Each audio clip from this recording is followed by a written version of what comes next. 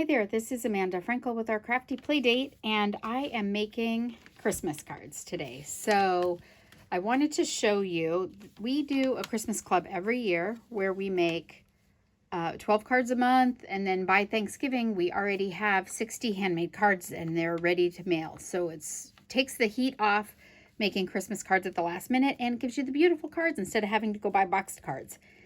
I don't even like to say box cards. Unless we box them ourselves and give them as a gift, we should never have any need for box cards.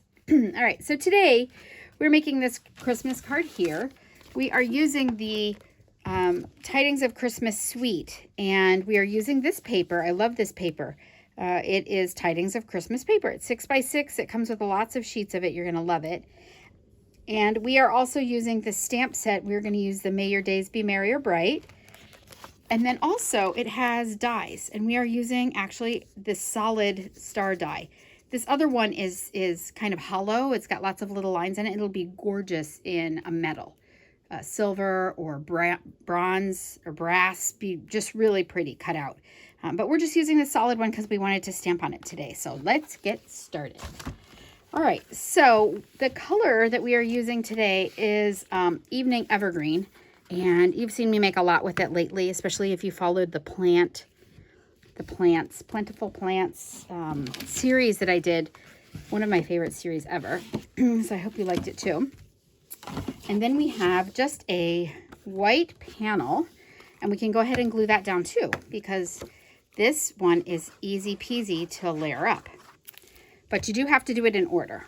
Okay, so white panel, check. And now the next thing we need is, oh, sorry about that, is this vellum. This is vellum. And if you look at vellum when you first cut it out, it's pretty, but it just doesn't have the same allure. I wanted a little bit of texture. And we have these perfect little embossing folders now. So this comes in a set of 2. And it is this pine one that we used, and then it's got this snowflake, starry snowflake area. And I just think it's so pretty. And they are 3D embossing folders. So when you emboss with this, it gives you a very raised image. So it's a lot of texture. And that works great with the vellum. And to emboss vellum, it's just like any other kind of paper. You just stick it in there, line it up, close it. Oops. You run it through your Stamp and Emboss machine. Always go through fold first, run it through your emboss machine, and it comes out like this, like magic. I wish you could feel this. I just want to pet it because it's just got so much texture. It's great. All right, so that is the next thing on here. Now, vellum can be tricky to adhere. People make vellum adhesives so that they supposedly don't show, and they always do. They always do. So there are some tricks to gluing down vellum, and I want to teach you. One, hide your glue.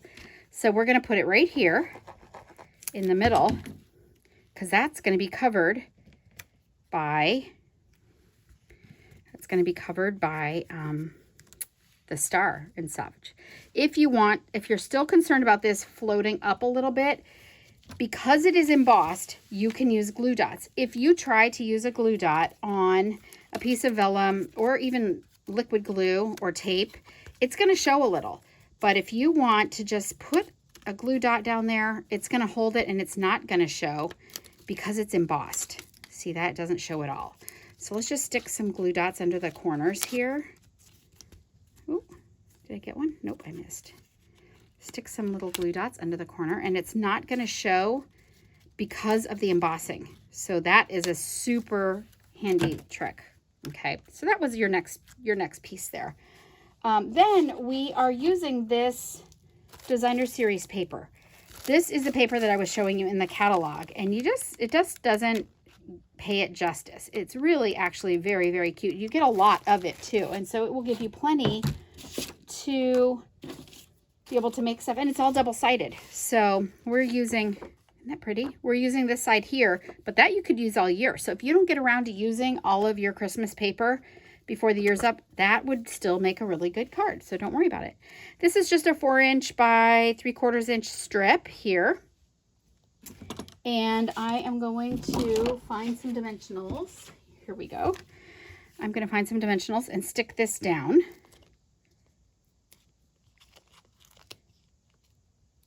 And I'm going to put one in the middle too, because nobody wants a saggy middle. Nobody likes a saggy bottom. So we always try to make sure that we're holding up, supporting the middle. Okay, and I'm going to stick that right across there. Good. And then I'm using this ribbon here. This is this is soft succulent, which I also love. It's an organza with kind of a satin ribbon, and it is actually very, very pretty.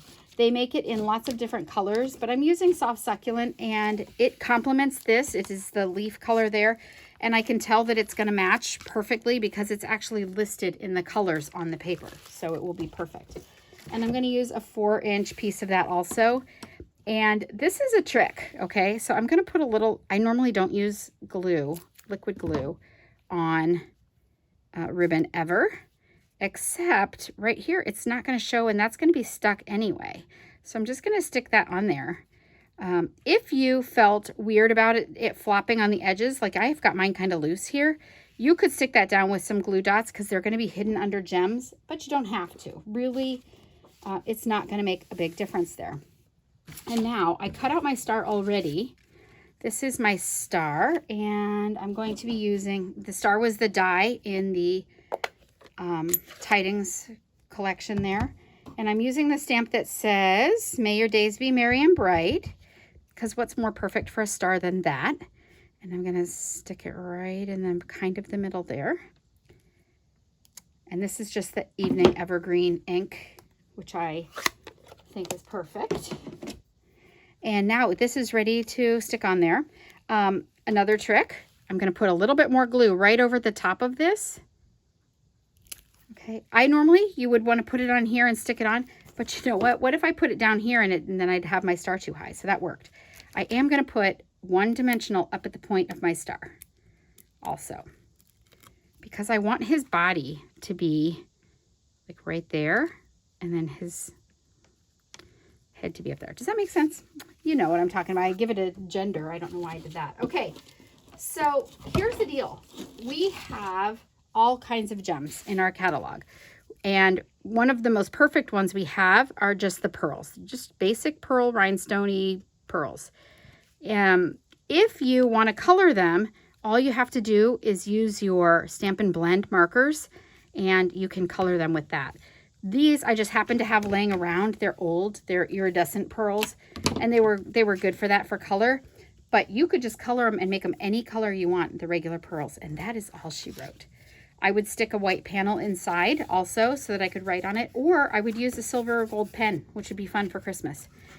Thank you so much for stopping by. If you see something here that you like, in the description below the video, there will be an entire list of all of the items in the card, and you can click on a link. It'll take you right to my store. If you don't have a demonstrator, I would love to be yours. If you do, please support their small business right now. It would be really appreciated.